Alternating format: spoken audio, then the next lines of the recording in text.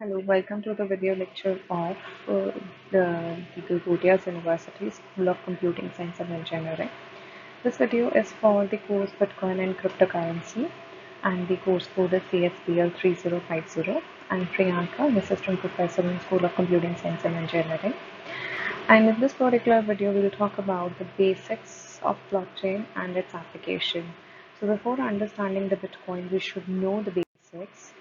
So in this video, we will be talking about the basics of blockchain. How does it work? What are the various types of blockchain? And we'll also talk about the concept of smart contract and consensus algorithm on which the blockchain is based. And then the application of blockchain network, which will help us to decide that in which particular application we can apply the blockchain network. Now, before to understand this topic, we should have the basic knowledge of blockchain, that what is actually a blockchain. And after this lecture, we'll be able to understand the basics and where it can be applied. Okay. Now, let's first see that a blockchain network is actually this is the stepwise process how a blockchain works. So initially, at the very first step, a user actually requests for a transaction that this is the record that needs to be added to the blockchain. So that transaction request as is being collected together. So multiple transactions are being combined together to make a block. So a block has been created which consists of multiple transactions. Now, after when the block is being created, the third step is that block is being broadcasted to all the nodes of the network. So every node who is a part of this network will be having this block. So the nodes whosoever wants to involve in the process of mining will mine the block, will verify all the transactions of the block, and after mining they send their results. And if they approve that the block is correct, so the block is being added to the blockchain, right? So and then that change is being done to all the nodes of the network. So this is how these all are the 6 steps how a blockchain works actually. Okay, now the benefits of blockchain net technology is faster settlement. We can just like if there is any transaction, it can settle out very fast. Increase network capacity. Much network capacities can be used as compared to the traditional network. It is more secure. That's the main remarkable feature of the blockchain technology. It's much safer than the other technologies. It's decentralized. We have discussed in the earlier video as well that the blockchain is a decentralized network. Here, the data, the ledger is not at a centralized location, but it is at the decentralized location. Shared and distributed. Blockchain actually allows you to create the shared and distributed ledger, which is open for all the users. Now, another most important benefit is immutable. Once you have done any kind of change in the network, you cannot edit it. I mean, it does not mean that you cannot simply edit it. You can edit it, but if you will try to edit it, the hash of that block will change, which will change the whole blockchain, right? And that chain will be easily able to identify by any of the nodes, and the other nodes will simply deny it, will simply reject that node who has the wrong copy of the ledger. So this is how immutable feature works in the blockchain technology. So all these are the benefits. Now, if we talk about the types of various blockchain technology, so we have the very first classification which says that these are the 4 types of blockchain: private, public, federated, and hybrid. Private is that suppose an organization wants to create a blockchain network for their own organization, so only the part of that organization, only the employees of that organization can use that blockchain. So that's a private blockchain, right?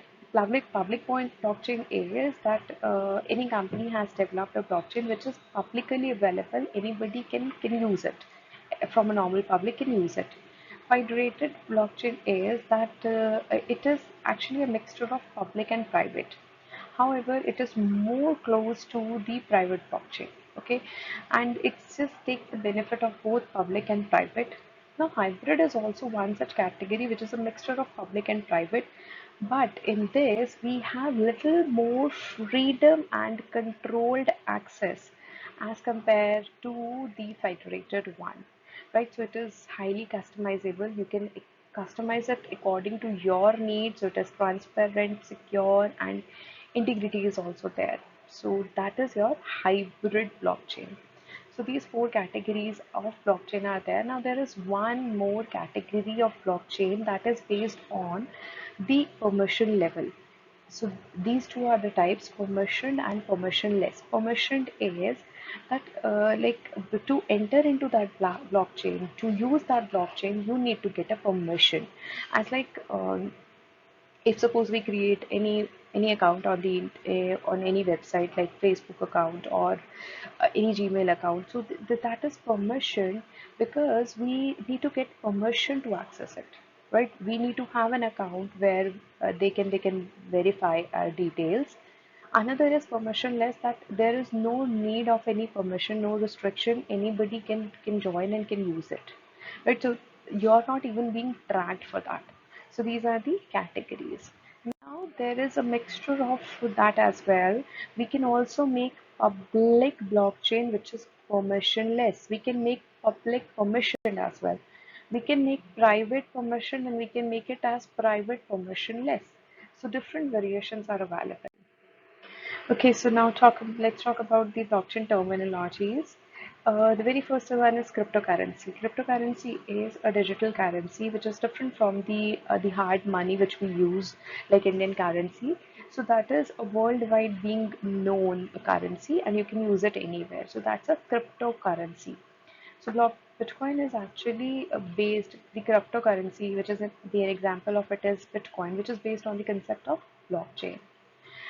Now, another important term in blockchain is consensus. Consensus is that we just create the consensus, right? And all nodes who are sharing that blockchain network needs to agree on that ledger, that consensus algorithm, and on that system, the blockchain network will work, right? Like in any system, we need to take some kind of decision, and that decision should be a fair judgment, right? So nobody said, no central authority is there to judge this blockchain network. So there should be a regulation which should confirm that, on which we rely on, and we should make sure that the system works fine. Right now we have multiple types of consensus algorithms like proof of work, proof of stake. So with different platforms, different consensus algorithms works. Then smart contract we have discussed in the previous lecture as well. It is like a contract is just the rules and regulations of the company which are being written as a program, and it is just like a smart as because on it will just automatically trigger itself and verify, and on that particular time it works and gives the result. So that's a smart contract. Distributed ledger is like the ledger is not centralized. The ledger copy is there, which is consistent at all point of time, and it is shared with all the nodes of the network. When there is even single change in the network, that is being communicated to all the nodes. Now next is mining. So mining is just a mathematical puzzle is being problem is being given that is being attached with the new block. So to verify that block, we need to solve that puzzle, right? So the one who is solving that puzzle is called the miner, and the process of doing this is called mining. Now on mining, we may get like if we win in the mining process, we'll get some kind of rewards in the form of gas, or in the form of digital currency we get, or maybe in the form of some benefits. Now, while doing mining, a difficulty level is being set. So, based on that, how previous transaction are being mined, if it is mined so early, so the next difficulty level would be set a little high so that it cannot be mined so early. But if suppose in the earlier blocks it's happening like with that difficulty level, it was difficult for the users to mine that, and it is taking a lot of time in mining. So we may reduce the difficulty level. So these all are the basic terms which are being used in the blockchain network. Now just see, this is a picture being taken from 101 blockchain, which gives the names of all the types of consensus algorithm and one single line definition of all the algorithms. So we have very important is proof of work, proof of stake, then dedicated proof of stake, least proof of stake, proof of elapsed time, PBFT. So with different platforms like with Ethereum, proof of work, proof of stake work, with Hyperledger, PBFT works. So these are the types of consensus algorithms. Now, if we talk about smart contract, so contract is being created between two parties who want to do business with each other, and they both agree on that and just sign that document, right? Now, both parties remain anonymous in the case of blockchain network. The contract is shared on the private ledger, which is being checked all the time. Now, some triggering events are set. That means suppose a deadline is there, so it will check out that whether the one person when company has fulfilled the deadline or not, right? So this code is a self-executing code, is a pre-written code which will execute itself again and again. And regulators and users can analyze that whether the activities are working fine or not, and according to their need or not. Otherwise, they can if the blockchain contract is not being satisfied, they can claim the other party for the same. So writing a smart contract in the blockchain network gives a lot of benefits like total transparency, no miscommunication could happen, performance is efficient, no paperwork is required, backup for everything is there. We can trust even in the trustless environment. We don't know the other party, but because of the blockchain network, we can make a trust. Guaranteed outcomes are there. Now, there are some drawbacks, that is, confidentiality may create a problem, may be some kind of error, and could occur if you have created a wrong contract earlier. So, your blockchain system will fail. Now, with these are the different applications, different use cases of the smart contract, where actually we need to implement a smart contract in case of blockchain technology like digital identity, trade, finance, financial data recording, supply chain management. With all these examples, we need to create their separate smart contract, which will execute themselves. Okay, so next we'll discuss about the applications of blockchain technologies. This is again a picture being taken from 101 blockchain, which just gives the major categories of application like in media, law and crimes, transportation, government services, human rights and contribution, finance. All these are the application. We'll discuss few of them. So the very first is global transaction. Now, in the financial sector, like the borders are a barrier, right? You cannot transfer the money directly. You need to pay for it, and there is a problem. Every country has a different currency. So if you just make a global money, so that will work in all the countries. So the borders range will not be a barrier in that case. Next is trading. Another very good important application is trading. When the goods are being shipped from one location to another, so from the supplier to the consumer, or to from the producer to the supplier, if it is being transferred, or till the consumer, so there is no transparency involved. So how could one party trust on the other? So to make it full control on both the parties, they can see whatever happening, whether this has been shipped, where it has been reached, whether if there is any change being happened during the transit or not. So we can record all the things using blockchain. So the parties can trust on each other using the trading. Next is food safety. Now, like we buy a lot of food products from market, so processed foods are there. Now we don't know what all ingredients are there, whether it is safe for eating or not. But with the help of blockchain, it can make sure that the ingredients are fine, and it is just it is just following the guidelines of the food authorities. So this is one application. Next is supply chain. The supply chain is a very good example when like the product are being transferred from one person to another and so on. So the prices actually changes a lot. So and the things may not be the actual which is being delivered at the very first stage. So to analyze all these problems, to tackle with all these problems, we can use blockchain with the supply chain. Next is retail.